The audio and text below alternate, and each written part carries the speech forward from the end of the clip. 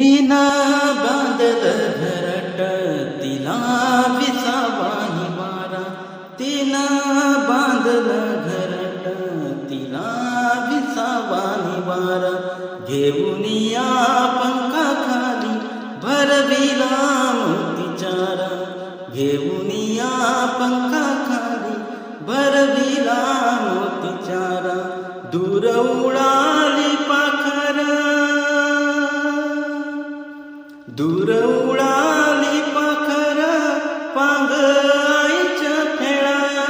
आज घायाळ पक्षी जाई पिल्लाना भेटाया.